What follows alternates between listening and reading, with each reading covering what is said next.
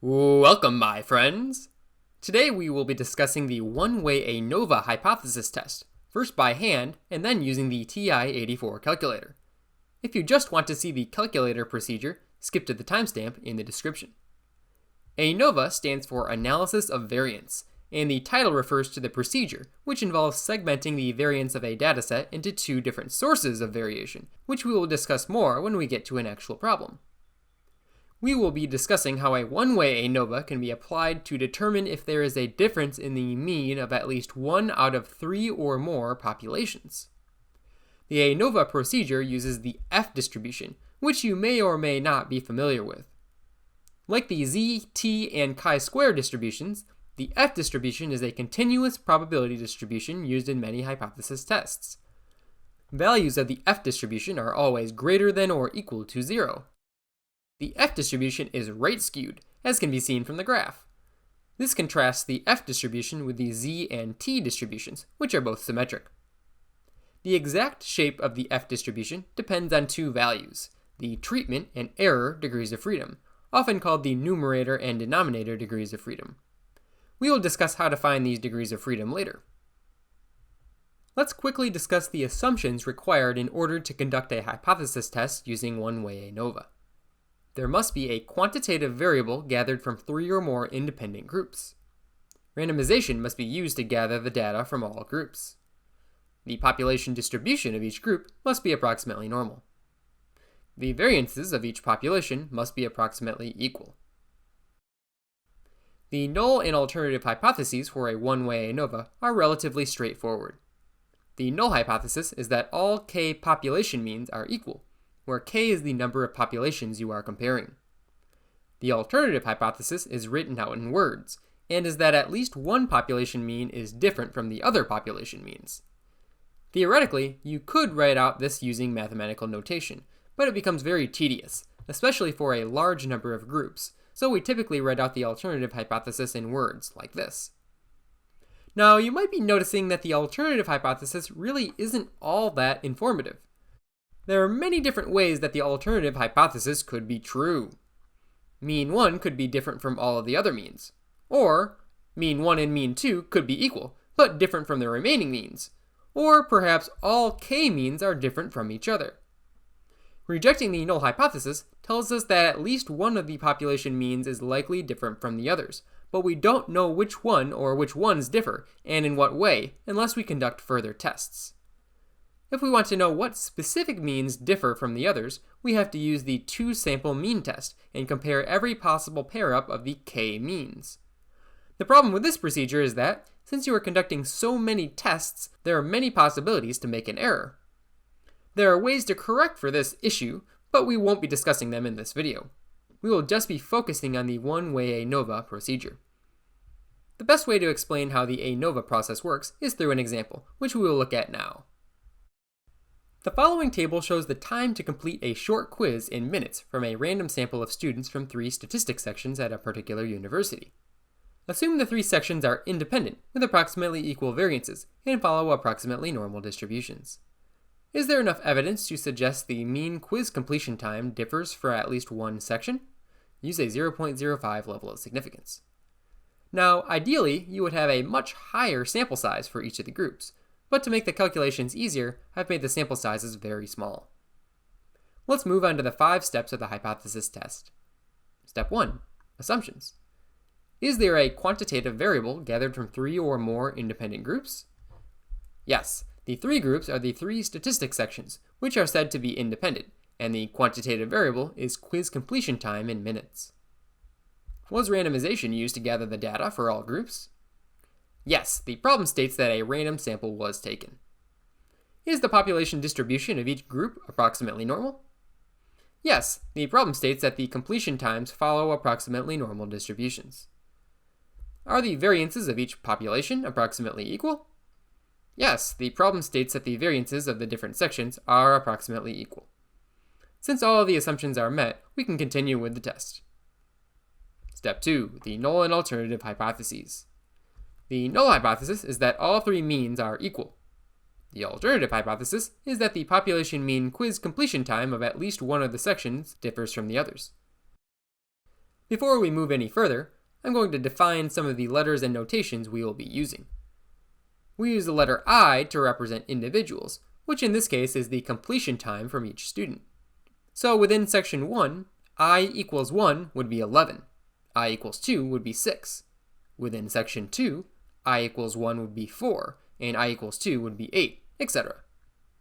We use the letter J to represent the group numbers, so J equals 1 represents section 1, J equals 2 represents section 2, and J equals 3 represents section 3.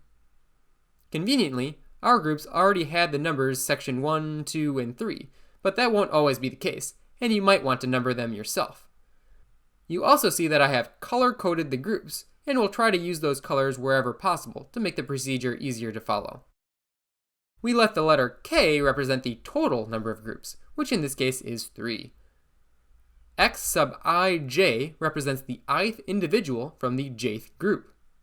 So X sub 1, 2 represents the first individual in the second group, or 4, and X sub 2, 3 represents the second individual in the third group, or 14, etc. Lowercase n on its own represents the total sample size, so in our case, 9, since we have 9 observations between the three groups. Lowercase n subscript j refers to the sample size of the jth group. So n sub 1 is the sample size of section 1, which is 4. N sub 2 is the sample size of section 2, which is 2. And n sub 3 is the sample size of the third section, which is 3. X bar subscript j is the sample mean of the jth group, which is 9 for section 1, 6 for section 2, and 11 for section 3. Pause the video if you'd like to verify these calculations. X double bar is the grand mean, or the mean of all observations, which is 9 in our case. Again, pause the video if you'd like to confirm the calculation. If this is your first time seeing all of this notation, you will forget what something means, so I highly recommend you write down all of the definitions for these letters and symbols before we move on. We can list some of the important numbers that we just calculated with our data into a table for ease of use later. Now we are ready for step 3, calculations including the test statistic and p-value. This step is where we will do the majority of the work. Instead of a simple formula for the test statistic, which will be an F value since we are using the F distribution, we need to complete what is called an ANOVA table. Once we have finished the ANOVA table, we will have the F test statistic, which we can use to calculate the p-value. Underneath the table, I have listed all the formulas we will need in order to complete the table. We will focus on one formula at a time, but if you want to see all the formulas at once, you can always come back to this section of the video. The first column of the table is titled Source of Variation.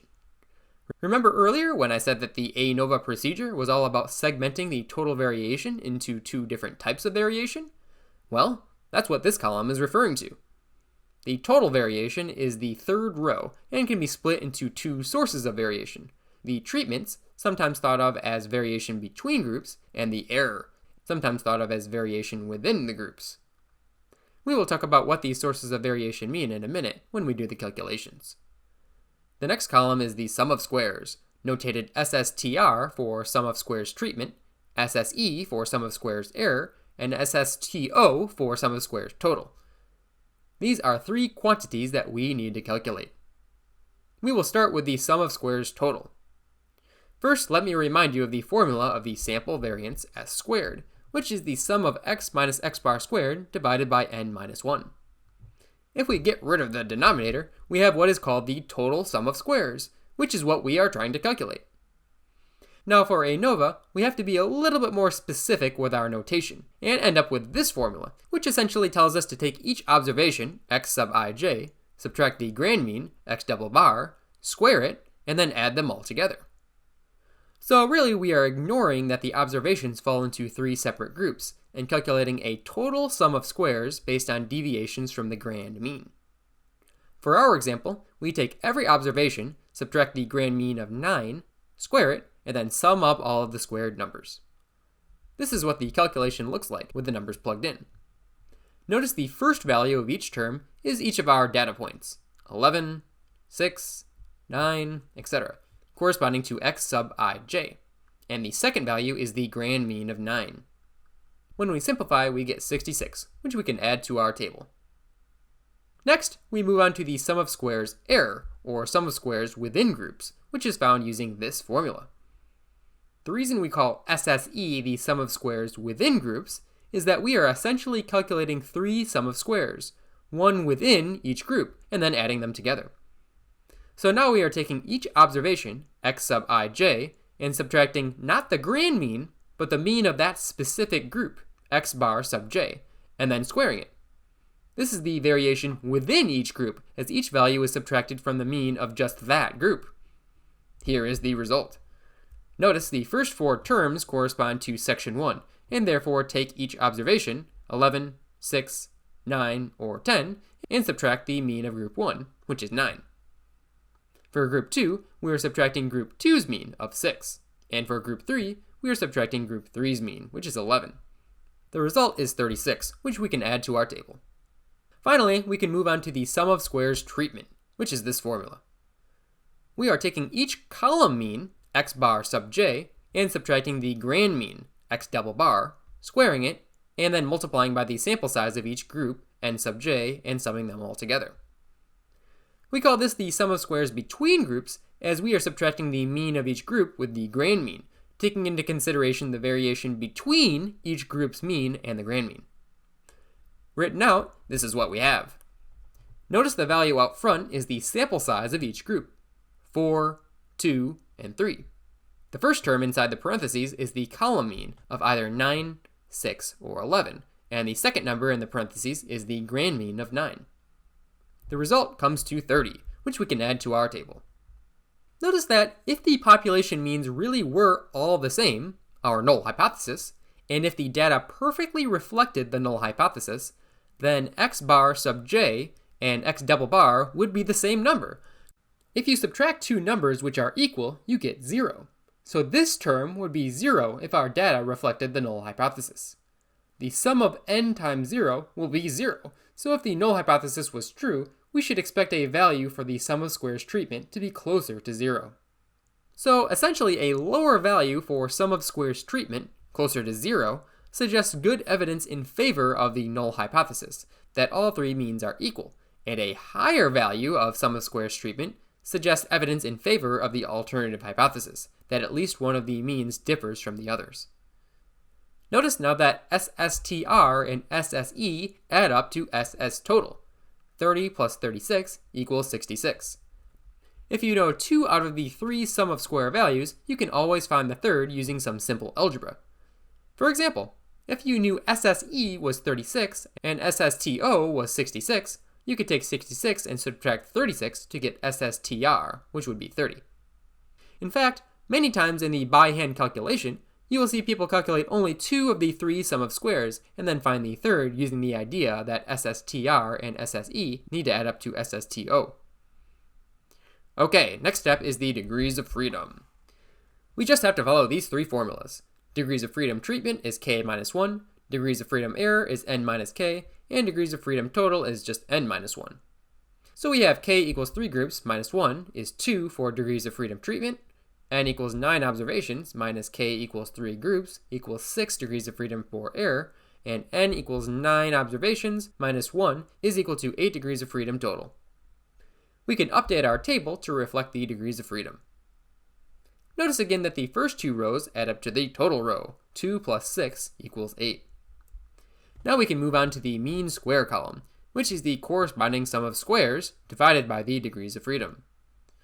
For treatment, the mean square amounts to sum of squares treatment divided by degrees of freedom treatment, or 30 divided by 2, which is 15. We can add this number to our table. For the mean square error, we have SSE divided by the degrees of freedom error, which is 36 divided by 6, which is 6. It can also be added to our table. We don't actually have to worry about a mean square for total, so we can skip right on to the next column, which is the F-test statistic. The F-test statistic can be found by taking the mean square treatment and dividing by the mean square error. So we have 15 divided by 6, which is 2.5, and is our final number for the ANOVA table. If we draw the F distribution, which starts at 0, we can plot our test statistic of 2.5. The p-value is the area in the tail, which I have shaded in green. In order to calculate the p-value, we will be using the TI-84 calculator. Press second, distribution, scroll down until you see option 0. Option 0 is FCDF. Press enter.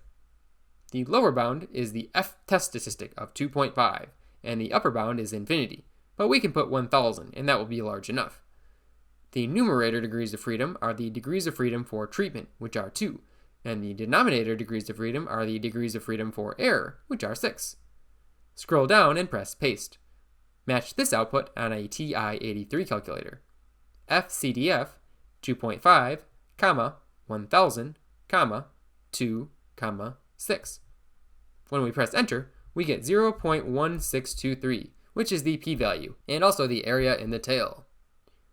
Step 4. Decision. We will use the same decision rule that we have for any hypothesis test. If the p-value is less than or equal to the level of significance alpha, then we reject the null hypothesis, and if the p-value is greater than the level of significance, we fail to reject the null hypothesis. In our case, the level of significance is 0.05, which we stated way back at the beginning of the problem, and the 0.1623 p-value is greater than the 0.05 level of significance. The p-value is greater than the level of significance, so we fail to reject the null hypothesis. Step 5. Conclusion. Our conclusion is that, at the 5% level of significance, there is not enough evidence to suggest that the population mean quiz completion time of at least one of these sections differs from the others. Okay, we are technically finished, but let me quickly show you how to complete the test using a TI-84 calculator. You will want to go to Stat, Enter for Edit, and then enter in all of the data into the lists, which I've already done. If you need to, pause the video and enter in all the values.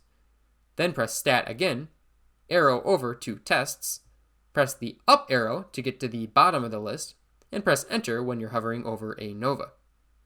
Now enter in all of the lists, in our case, lists 1, 2, and 3, but you could have more than 3 lists in some cases. Press second, 1, second, 2, second, 3, and then press enter. Now you see we get most of the output that we had from before. The F value of 2.5, the P value of 0.1623, the factor information, which relates to the sum of squares treatment with 2 degrees of freedom, sum of squares 30, and mean square of 15. Scrolling down, we get the error information, including the 6 degrees of freedom, the 36 sum of squares, and the 6 mean square. We don't get the sum of squares total, but you can always calculate that by adding SS treatment and SS error. Okay, that finishes it up. If you've held on until the end of the video, I'm impressed. That wraps up our discussion of one-way ANOVA. We will be exploring many more fun and exciting statistical topics that you won't want to miss, so make sure to check out our other videos.